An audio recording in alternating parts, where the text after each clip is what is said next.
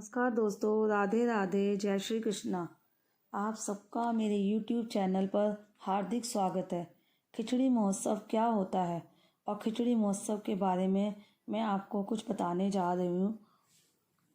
उत्तर प्रदेश में कान्हा नगरी मथुरा के वृंदावन में स्थित सप्त देवालयों में व्यंजन द्वादशी से ठाकुर जी की शीतकालीन सेवा में तेजी आ जाती है। वृंदावन के सप्त देवालयों में यशोदा भाव से सेवा होती है। जिस प्रकार माँ यशोदा ने कान्हा का पालन पोषण किया था, उसी प्रकार से सप्त देवालयों में मौसम के अनुसार ठाकुर जी की सेवा होती है। इस सेवा के पीछे भाव यह होता है कि ठाकुर जी को किसी प्रकार की परेशानी नहीं होनी चाहिए। अपनी राधा रमन मंदिर में भी व्यंजन द्वादशी से खिचड़ी महोत्सव शुरू हो जाता है। इस खिचड़ी में मेवा और केसर का समावेश होता है। इसके साथ ही अचार, पकोड़े ठाकुर को अरोगने के लिए और शामिल किए जाते हैं। उनको केसर युक्त दूध इसका प्रमुख भाव होता है, जो कि कान्हा जी को भोग में दिया जाता है। सुबह शाम ठाकुर को केसर का इत्र लगाया जाता है, क्योंकि यह इत्र बहुत गर्म होते हैं।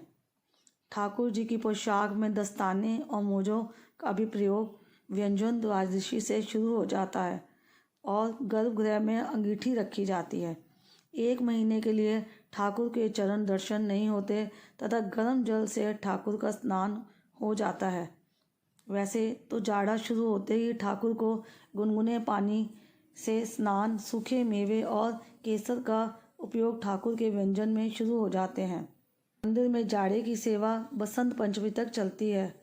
भाव यह है कि ठाकुर जी को किसी प्रकार से ठंड ना लग जाए।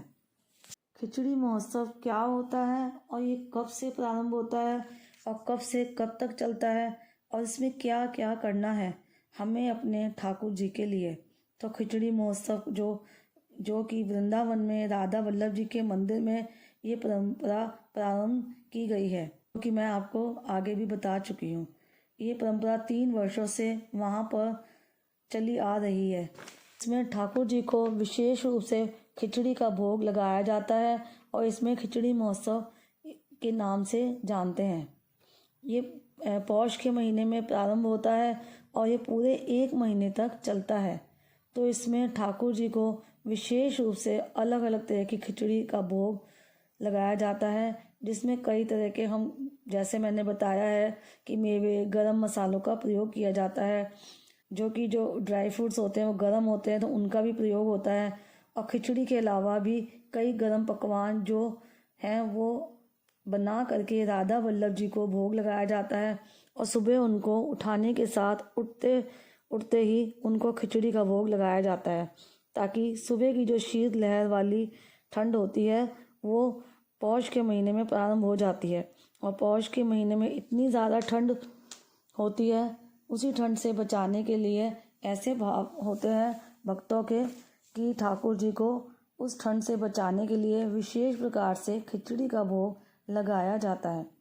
परंपरा शुरू की गई है वो इसलिए प्रारंभ की गई है क्योंकि वृंदावन वासियों का ये भाव होता है कि हमारे ठाकुर जी को ठंड न लग जाए, क्योंकि पौष के महीने में शीत लहर का जो प्रकोप है वो प्रारंभ हो जाता है। तो हमारे ठाकुर जी को इस शीत लहर से बचाने के लिए ठाकुर जी को विशेष रूप से राधा वल्लभ जी को उनके विशेष रूप से विशेष तरह के गर्म कपड़े पहनाए जाते हैं। ऊपर से लेकर नीचे तक उन्हें बिल्कुल भी वस्त्रों से अच्छे तरह से कवर किया जाता है, ताकि उन्हें ठंड ना लग जाए। वृंदावन वासियों का जो भाव होता है उस भाव की तुलना हम नहीं कर सकते। तो वृंदावन की जो सखियाँ थीं उनके ये भाव होते थे कि किस तरह से हम अपने ठाकुर जी को, लल्ला को किस तरह से सुख प्रदान करना है। तो जैसे सावन का महीना आता था तो सखियाँ झूले डालती थी, और गर्मी का महीना आता था तो उनको फूलों की सेवा, फूलों का श्रृंगार किया जाता है। उसी तरह से जब ये सर्दी का मौसम आता है तो ये खिचड़ी महोत्सव प्रारंभ हो जाता है। और इसमें खिचड़ी में विशेष रूप से कई तरह की सब्जियां डालकर और तरह तरह से खिचड़ी को बनाया जाता है और ठाकुर जी को भोग भी लगाया जाता है। और यही नहीं, इसमें कई तरह की लीलाओं का भी दर्शन हम कर पाते हैं। उन्होंने जो लीलाएं की हैं, जैसे राधा रानी के किस रूप में मिलने जाते थे, उन्हीं लीलाओं को, निकुंज की उन लीलाओं को रूप दिया जाता है। राधा वल्लभ जी को उस रूप में सजाया जाता है, जैसे कभी वो मणिहारिन बन के जाते थे, कभी वो मालिन बन के जाते थे, तो कभी वो इत्र वाली बन के जाते थे। तो इस तरह की कई लीलाएं की ठाकुर जी ने। हमारे ठाकुर जी राधा रानी से मिलने के लिए तो उन रूप में, उन सारे रूपों में हमारे ठाकुर जी का श्रृंगार किया जाता है और दर्शाया जाता है हमारे ठाकुर जी किस तरह से लीला करते थे, किस तरह से राधा रानी के प्रति अपने प्रेम को दर्शाते थे। तो वही उसी तरह से जो सखियां हैं राधा रानी की, जो सखियां थी, गोपियां थी, जो ठाकुर जी को प्रेम प्रदान करने के लिए, उन्हें सुख प्रदान करने के लिए तरह तरह के उपाय किया करती थी, जतन भी किया करती थी। और खिचड़ी महोत्सव में भोग के साथ साथ ठाकुर जी को अंगीठी भी उनके आसपास जलाई जाती थी। अंगीठी लकड़ियों से जलाई जाती है और इसमें विशेष प्रकार के राधा वल्लभ जी के लिए लकड़ियाँ चंदन की जो होती थी उनका प्रयोग किया जाता था, जिससे उन्हें गर्मी तो मिले ही, साथ में इसकी खुशबू से जो मंदिर है, आसपास का जो वातावरण है, वो महक उठे और हमारे ठाकुर जी को अपार सुख। क्योंकि भक्तों का एक मात्र उद्देश्य होता है अपने ठाकुर जी को, अपनी ठकुराइन को प्रसन्नता प्रदान करना, उनको सुख प्रदान करना। तो इस खिचड़ी महोत्सव का जो हमारा सबसे महत्वपूर्ण उद्देश्य है वो ये है कि हम अपने ठाकुर जी को किस तरह से उनको सुख प्रदान कर सकें, उनको खुशी प्रदान करें, उनको आनंद प्रदान कराएं। क्योंकि जब भगवान को सुख और आनंद मिलता है तो उसे देखकर भक्त भी बड़े उत्साहित होते हैं। तो वृंदावन में कई तरह के उत्सव महोत्सव मनाए जाते हैं और जिनके घरों में भी ठाकुर जी की सेवा होती है, राधा रानी की सेवा होती है, वो भक्तगण सभी उत्सवों को अपने घरों में मनाते हैं।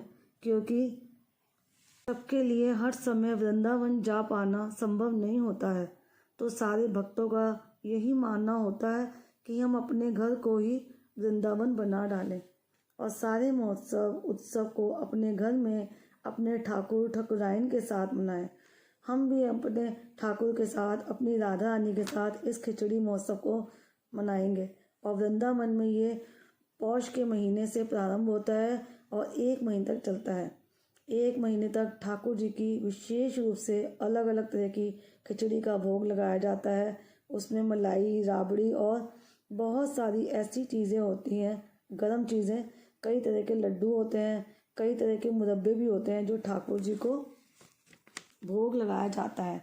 तो बस यही कुछ विशेष बातें थी खिचड़ी महोत्सव के बारे में। जितना मुझे पता था तो मैंने आप सबके साथ शेयर कर दिया। तो आशा करती हूँ आप सबको ये वीडियो अच्छी लगी होगी, और वीडियो को अगर अच्छी लगी हो तो प्लीज़ ज़रूर लाइक करिएगा, और चैनल पर अगर पहली बार आए हैं तो चैनल को सब्सक्राइब भी ज़रूर करिए। तो चलिए फिर मिलती हूँ एक और नई वीडियो के साथ। तब तक आप सभी को राधे राधे, जय श्री कृष्ण।